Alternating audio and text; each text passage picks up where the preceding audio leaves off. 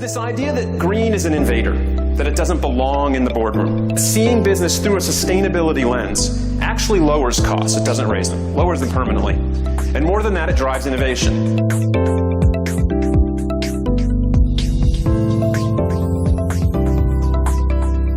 One of the world's foremost experts on sustainable business practices, his latest book is Green Recovery: How to Get Lean, Get Smart, and Emerge from the Downturn on Top.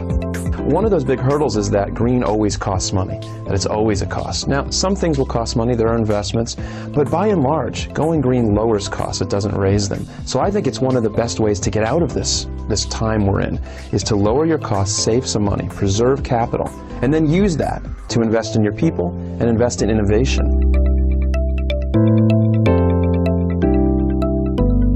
GM I love because this is really interesting. They moved almost all of their facilities, their plants, to zero waste to landfill. And in doing that, they took something that was an expense, hauling off waste, and turned it into a profit center. They've made $2.5 billion over the last few years on waste.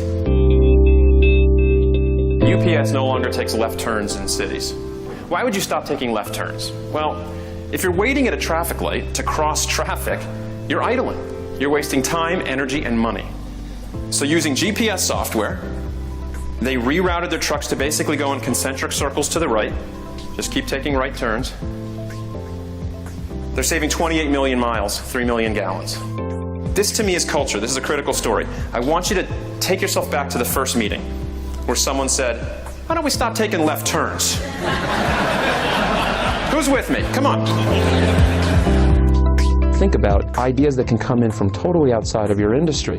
To take a product that has always done things one way, use a box of chemicals, put it in the machine, water and chemicals hit the ground, clean the floor, suck it back up.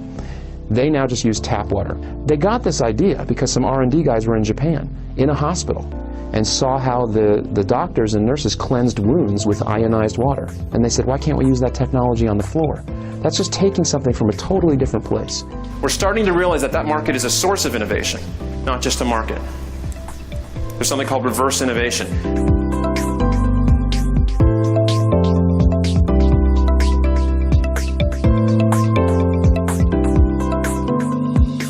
It's good to say, hey, can we wash in cold water?